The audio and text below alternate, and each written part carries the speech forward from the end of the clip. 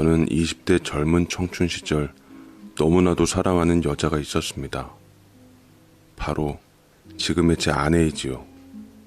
하나부터 열까지 너무나도 저와 잘 맞는 여자였고, 과연 이만큼 나와 잘 맞는 여자를 또 만날 수 있을까 싶을 정도로 저는 그녀와 딱 들어맞았습니다. 허나 제 어머님께서는 제 사랑하는 여자가 별로 마음에 안 드신 것 같았어요. 제 아내는 가난한 홀어머니 밑에서 자란 6남매 중 장녀였는데, 그녀와 결혼하면 줄줄이 딸린 어린 동생들을 제가 다 감당해야 할 거라고 결사 반대부터 외치셨습니다. 그 애는 안 된다니까. 지금 어린 동생들도 있다면서 네가 그 집에 가서 장가가서 어쩌려고 그래. 네 아빠 살아생전 물려준 사업으로 돈 벌어 그 식구들 먹여 살릴 일 있어? 안 된다. 내 눈에 흙이 들어가는 일이 있더라도 절대로 결혼 허락 못해. 라고 매정하게 말씀하셨고, 저는 끝끝내 어머니의 허락을 받지 못했습니다. 자식 이기는 부모 없다더니 고집이 보통 아니신 양반 앞에서는 다 헛말이더라고요.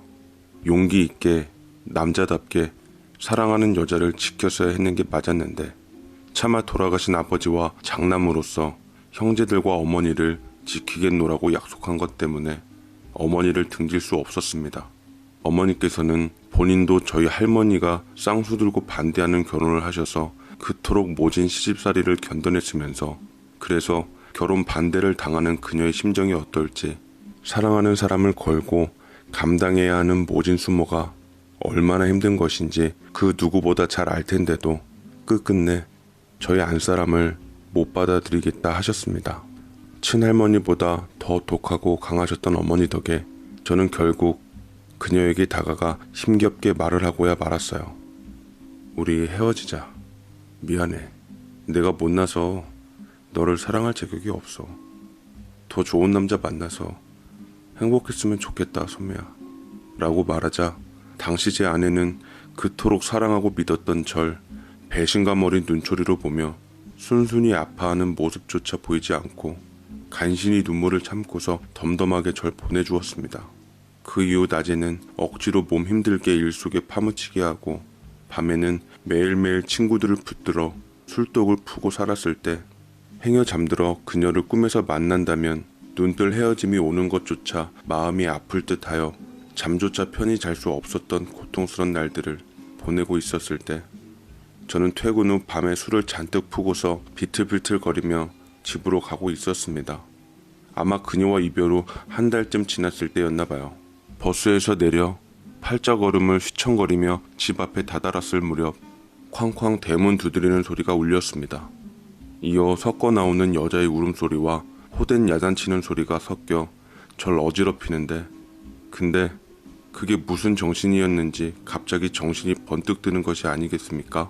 너 빨리 내 눈앞에서 사라져. 내 아들 눈에 띄지 않게 얼른 가라고. 내 아들 앞에선 멋있게 놓아준 후 뒤에선 내 집에 와서 애를 담보 삼아 결혼을 허락받겠다고? 고약한 여시가 아주 따로 없구나. 독한 것. 어머니, 저 정말 시집 오면 잘할게요. 처음에는 주한 씨한테 부담 주기 싫어서 뱃속 아이 문제를 저 혼자 갖고 가고자 했는데 도저히 안 될 것 같아요. 저 이에 낳아서 제가 못 받은 아빠 사랑 듬뿍 받으며 자라게 하고 싶어요. 어머니는 단단히 화가 나셨는지 동네가 떠나갈 듯한 음성으로 외치셨고, 어머니 앞에서 바닥에 무릎 꿇고 싹싹 비는 낯익은 실루엣의 그녀는 바로 제가 그토록 잊지 못하고 있던 내 사랑이었습니다. 긴 머리가 싹둑 잘라지고 심하게 야윈 모습 빼고는 한결같은 모습이었는데, 혈색이 많이 안 좋아진 게 안쓰러워 미치겠더라고요. 그녀는 눈물을 가득 머금은 채 어머니 치맛자락을 붙들고 다시 사정을 했습니다만, 어머니께서는 냉랭하시기만 하셨죠. 저는 아이라는 말에 소주 3병 정신에도 번쩍 하더라고요. 그녀는 당시 제 아이를 이미 가진 상태였고, 저를 사랑해서 아이 문제까지 숨기며 이별당해 주었지만 뱃속 생명이 도저히 안 되겠던 그녀는 모성애로 절 다시 되찾고 싶은 진심을 토해냈습니다. 뱃속에 품고 있다던 내 자식 때문인지 아니면 그리웠던 그녀의 애절함 때문이었는지 그동안 흔들리던 갈대 같던 맘이 굳게 다잡히더라고요. 저는 성난 코뿔소처럼 다가가 어머니에게 매달리고 있는 그녀를 두 팔로 일으켜 세워 어머니와 그녀에게 솔직한 심정을 털어놓았습니다. 어머니, 저 이 여자 지키고 싶습니다. 어머니 말씀대로 잊어보려고 숱하게 노력했는데 사람 마음이 생각대로 되지 않는다는 걸 알았어요. 차라리 아버지께 물려받은 사업을 동생한테 물려주고 저는 밑으로 빠지던지 다른 일자리를 알아보겠습니다. 절대로 이 여자와는 못 헤어질 것 같아요. 어머니께서는 거의 쓰러지시기 일보 직전이었고 저는 사랑하는 사람을 두 번 잃을 수 없었기에 그녀와 제 아이를 택하기로 했습니다. 어머니께서는 보란듯이 제가 아버지께 물려받은 출판 사업을 동생에게 대신 맡아서 경영하게끔 한 후 제가 갖고 있는 돈줄들을 다 틀어막아 버리셨어요.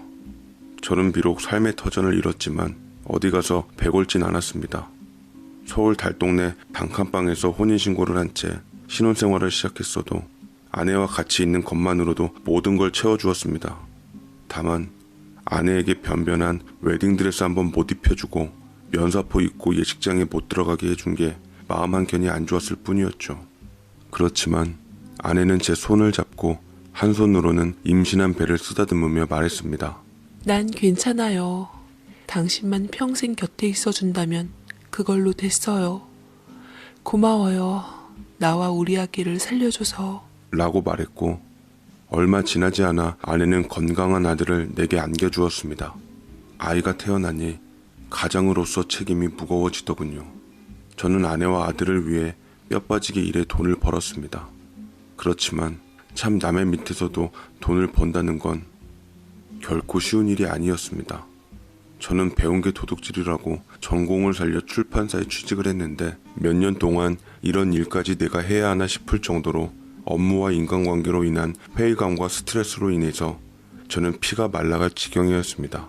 월급은 회사가 어렵다는 핑계로 뜯기는 날도 있고 모자르는 날들도 많아서 집에 있는 처자식에게 볼 면목조차 없었지요.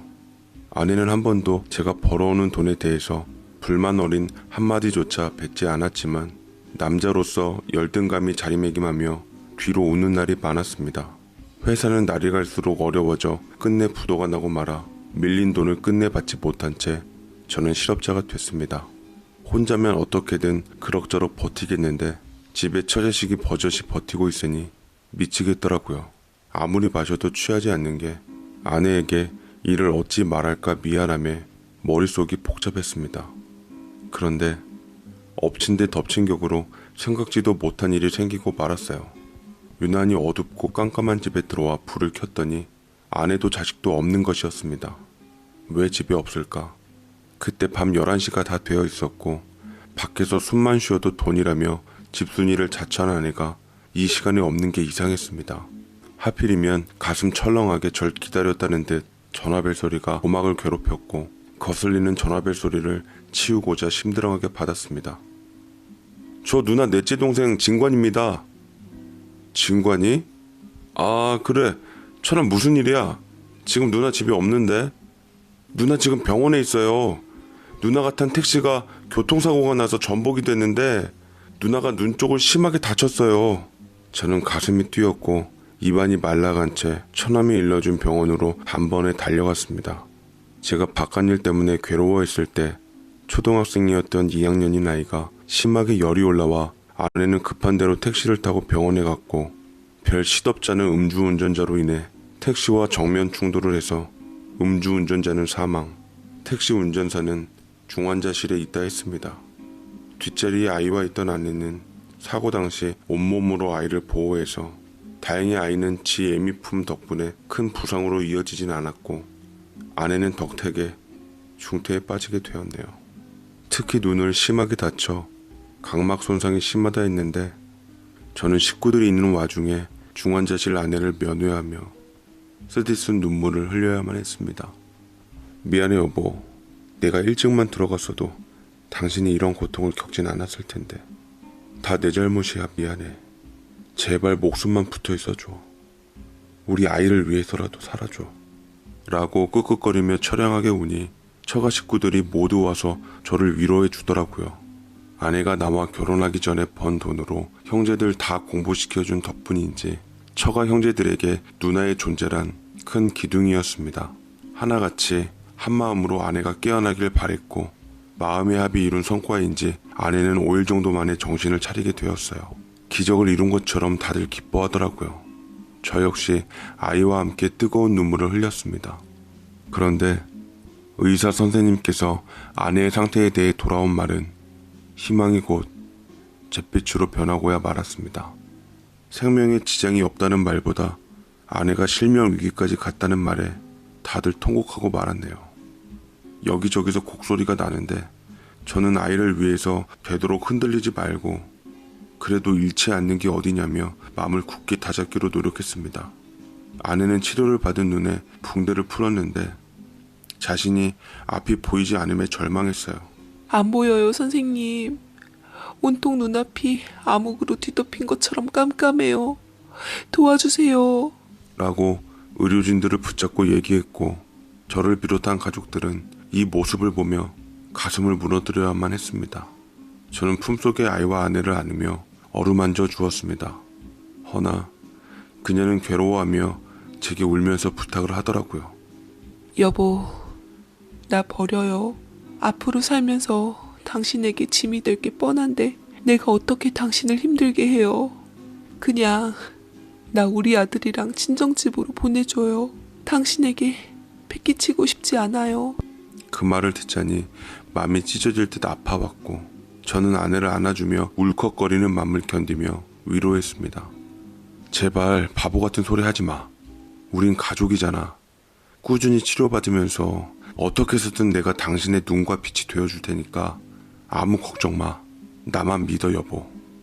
내 사랑이 당신을 언제까지나 지킬 테니까 나를 믿어. 아내는 제 말을 들으며 제 품에서 하염없이 오열했습니다. 그 후로 눈이 먼 아내는 아이와 함께 집으로 돌아왔어요. 아내의 눈과 빛이 되어주겠노라고 약속을 지키기 위해 재택근무하는 곳을 힘겹게 들어갔습니다. 제 월급과 합쳐 장애 등급으로 나라에서 나오는 돈과 막대한 보험금을 은행에 넣어놓아 받는 이자로 오히려 그 전보다는 여유롭게 살 수 있었습니다. 아내는 자신의 장애에 대해 어느 정도 받아들이는 듯 익숙한 듯 생활했어요. 맹인견을 데리고 산책도 잘 다니고 여느 사람들처럼 잘 지냈습니다. 사람의 적응력이란 참 대단하더라고요. 원래 신체 한 군데가 퇴화되면 다른 신체 기관들이 발달한다고 하던데 더 이상 제가 곁에 있어주지 않아도 아내는 스스로 척척 잘 해냈어요. 그런데 사고 후 1년쯤 됐을 때 제게 생각지도 못한 손님이 찾아왔습니다. 그맘때쯤이 아마 겨울이었는데 문 밖에서 시린 눈발을 그대로 맞으며 고고하게 꼿꼿하게 서 계셨던 분을 보았습니다. 네, 바로 제 어머니셨어요. 11년 만에 본 여든을 앞둔 어머니는 몰라볼 정도로 늙어 계셨습니다. 결혼 문제로 절 외면한 어머니께서 어떻게 저희 집 문 밖에 와 계셨나 했더니만 아내의 처량한 모습을 가만히 본 후 곧 입을 여셨습니다. 10년 넘게 후회도 생각도 참 많이 하며 보냈구나.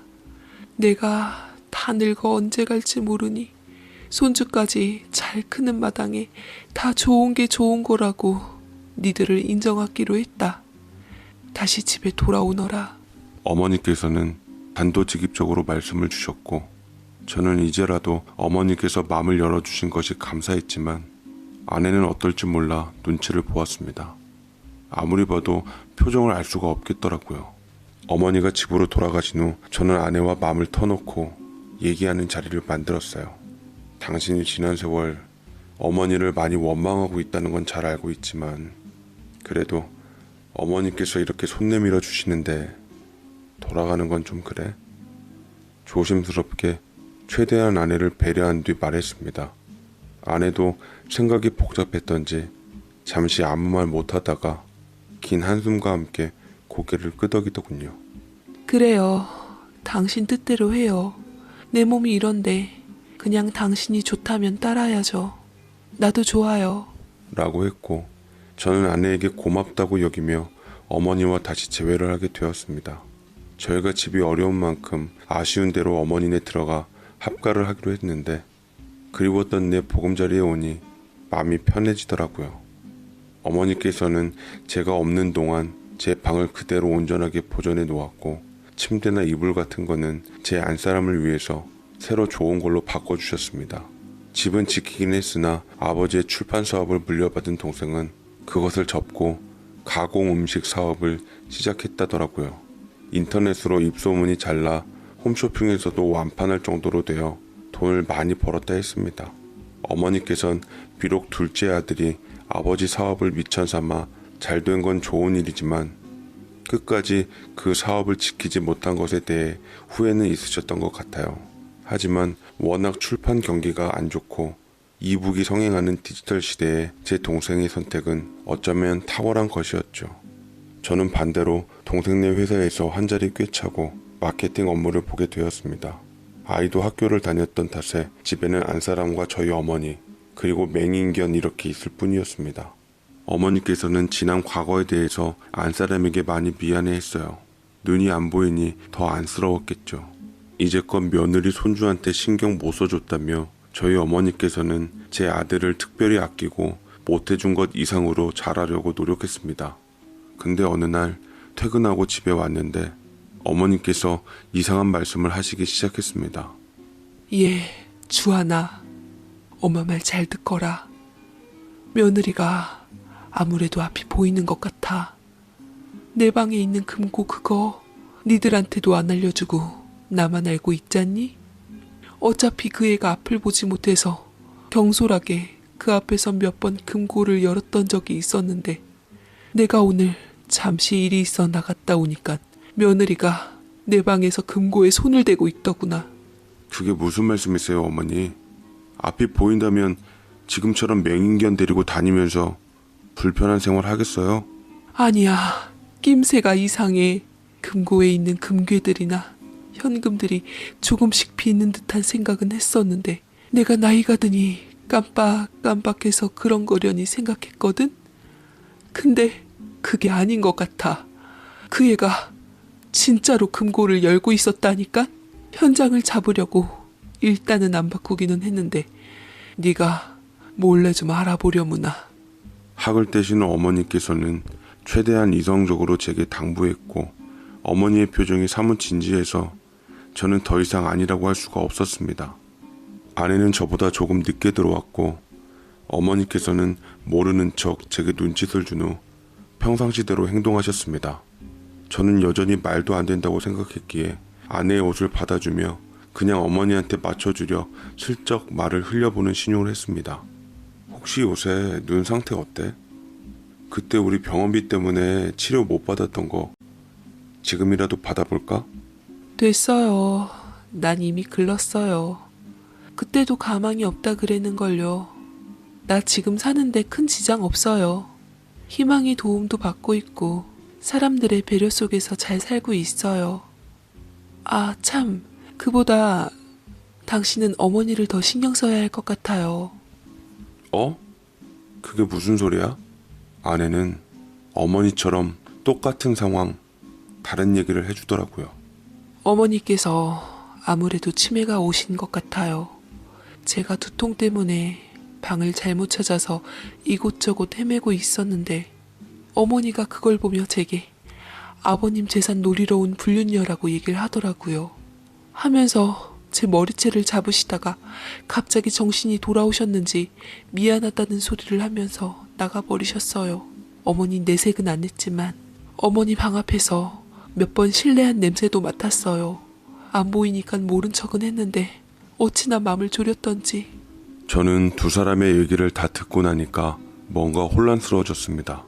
어머니께서는 계속 아내의 시각 장애에 대해서 의심하셨고 아내는 계속 어머니가 치매라며 단정지어 버렸습니다. 저는 심정으로는 아내 쪽 편을 들고 싶었어요.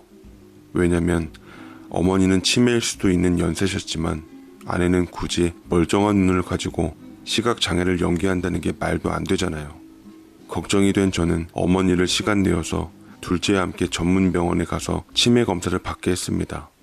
혹여나 어머니께서 기분 나빠하실까 싶었지만 도리어 어머니께서는 자신만만하게 잘 됐다.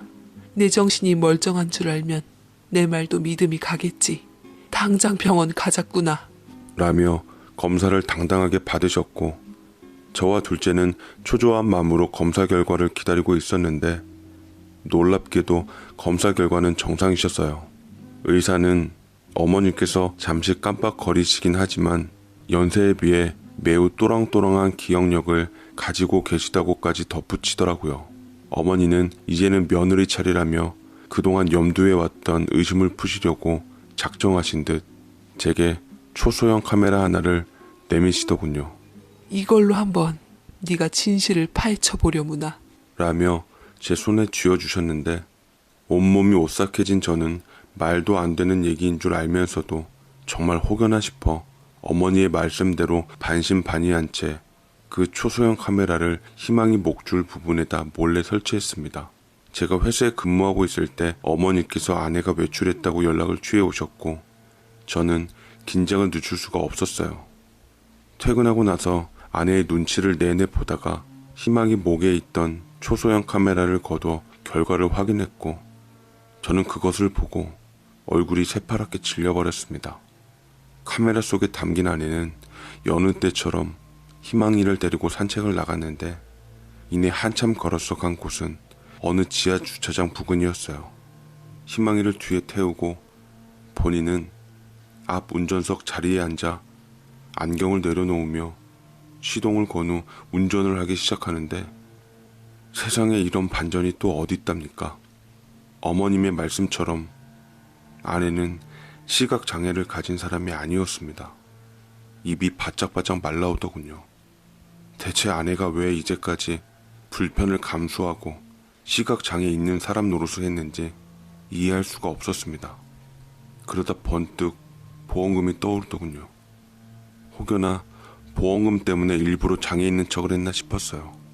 아내 덕분에 조금은 편한 생활을 했으니 덕본 건 맞았고 이해도 됐지만 왜 그걸 식구들에게까지 숨겨왔는지는 또 의문이 남았습니다. 그리고 그것마저 오래가지 않고 풀렸죠. 자기야, 언제부터 와서 기다리고 있었어? 진짜 완전 사랑꾼이라니까. 라며 애교 비음 줄줄 섞인 목소리가 나왔는데 제가 봤던 아내와는 완전히 다른 사람이었어요. 아내가 맞았지만 아내가 아니었습니다. 옆에 남자 같았고 희망이 역시 짖지 않는 게 그 사람을 오래전부터 봐왔던 것 같았습니다. 남자는 아내에게 말하더군요. 우리 언제까지 이렇게 만나야 되냐? 그때 당신 교통사고 나고 시각장애 컨셉 잡았을 때 당신 남편이 이혼해줬어야 했는데. 뭐 덕분에 보험금이랑 시모 금고 재산까지 빼돌리고 있잖아. 그걸로 우리 식구들 다 잘 살게 만들 수 있어. 돈 때문에 남편이랑 결혼했는데 이 정도 수확은 올리고 끝내야지. 안 그래? 내가 그동안 고생한 게 억울해서라도 다 털어먹고 끝낼 거야.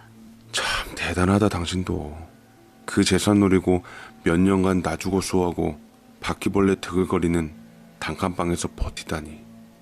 포기할 만했던 찰나 당신 시어머니가 받아준 건 정말 신의 한 수였네. 운이 좋다고 해야 하지 뭐. 우리 아들도 함께 데려올 테니까 조금만 더 기다리자. 이제 다 왔어. 그녀는 의기양양하게 웃으며 낯선 남자와 찰석부터 호텔 안으로 들어갔고 희망이가 차 안에 있어서 호텔 안에서 일까지는 확인 못했으나 제가 생각한 그 일이 맞겠죠.